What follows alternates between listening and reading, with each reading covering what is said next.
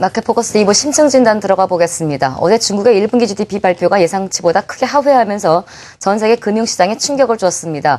무엇보다도 금 가격이 30년 만에 최대의 하락폭을 보이면서 9%가 넘는 하락을 보이면서 상품 시장에도 큰 혼란이 왔었는데요. 집중 분석해 보겠습니다. 하이투자증권 투자전략팀 박성현 이사 전화 연결도 했습니다. 박 이사님. 예, 안녕하십니까? 네, 안녕하세요. 예. 중국의 1분기 성장은 쇼크라는 표현이 들 정도의 어제 큰 금융시장에 충격이 있었는데요. 특히나 금 가격 하락이 상당히 컸습니다. 예. 급락 배경부터 정리를 좀 부탁드릴까요? 예, 크게 한 4가지 정도로 좀 요약해 볼 수 있을 것 같은데요. 첫 번째 말씀하신 대로 일단은 중국 경기, 아무래도 원자재 수요의 최대 수요국인 중국 경기의 성장 속도가 당초는 한 8% 초반대를 예상을 했는데 7% 중후반대가 이렇게 나온 상황들이기 때문에 결국 중국 경기 회복이 더디다는 부분 자체가 결국 원자재 수요의 어떤 급락으로 좀 이어진 것 같고요. 두 번째 요인은 이제 키프로스 사태입니다. 키프로스에 대해서 구제금융 지원을 이제 합의하기도 했음에도 불구하고 최근 이제 키프로스가 EU 쪽에 추가적인 금융 지원을 더 요구하고 있는 상황들이고 더구나 자국이 보유하고 있는 금을 지금 내다 팔겠다라는 소식 자체도 금 가격 하락에 조금 일조를 한 것 같고요. 세 번째 기조는 아무래도 원자재 시장하고 이제 깊은 연관관계가 있는 달러 추세인 것 같습니다. 최근 보면은 달러가 좀 추세적인 강세 흐름으로 가는 것이 아닌가 하는 우려 자체가 상당히 높아지고 있고요. 결국 이러한 것들이 자금의 원자재 시장의 이탈을 좀 촉발시키는 거고 대표적으로 금 상장 지수 펀드 세계 가장 큰 상장 지수 펀드인 그 SPDR 펀드가 최근 금을 상당 부분 매각을 했습니다. 그래서 그러한 것들이 이제 금 가격뿐만 아니라 전반적인 원자재 사이클 자체를 좀 막을 내리게 하는 게 아니냐는 우려감 자체가 이제 좀 작용한 거고요. 마지막으로 중국 내 지금 원자재 재고라든지 또 미국 같은 경우 원유 재고 이런 것들이 상당히 많은 수준에 있다는 부분 자체도 최근 금은 각종 원자재 가격의 어떤 폭락을 좀 촉발시키는 요인으로 작용한 것 같습니다.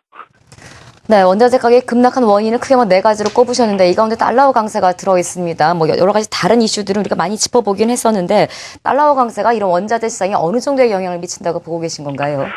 예, 기본적으로 달러하고 원자재 가격은 상당히 역관계 부분을 갖고 있고요. 그러한 것들이 역사적으로도 계속 그러한 관계를 유지했기 때문에 달러 흐름 자체는 원자재 수요의 상당 부분 가격 흐름에 상당히 영향을 미칠 수밖에 없다고 생각합니다.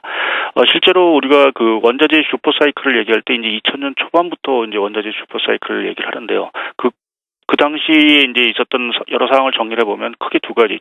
중국의 장기 호황 자체가 이제 시작이 됐다는 거, 또 하나는 달러가 초약세 국면으로 전환됐다는 것들이 이제 소위 원자재 사이클, 슈퍼 사이클을 유지해왔던 원인 중에 하나였습니다.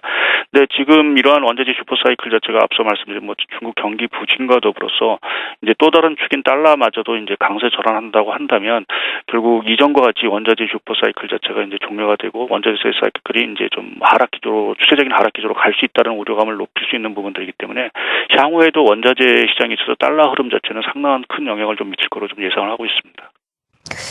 이런 달러와의 강세와 원자재 시장의 자금 이탈 현상이 어느 정도 이어질 것이라고 보시는지 우리 주식시장에 필요한 투자 전략이나 영향력은 어느 정도 이제 함께 좀 봐주시겠습니까?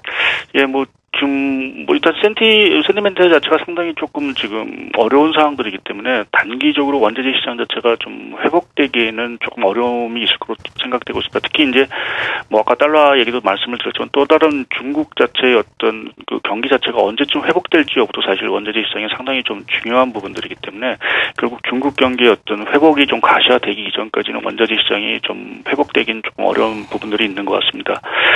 이 경우에 있어서 이제 우리나라 주식시장에도 상당히 좀 부담이 될 수밖에 없는데요. 그 이유 자체는 우리나라 국내 수출 중에서 원자재 지금 자본주와 관련된 비중 자체가 한 60에서 70% 정도가 됩니다. 결국 그 얘기는 기업 이익이라든지 자본주와 관련된 업종들의 기업 이익이라든지 전반적인 주식시장에도 상당히 좀 부담을 줄 수밖에 없다는 부분에서 결국 원자재 시장 자체가 조금은 좀 회복이 돼야 국내 주식시장에도 조금 안정을 찾을 수 있는 그런 계기가 좀 마련되지 않을까 좀 생각을 갖고 있습니다.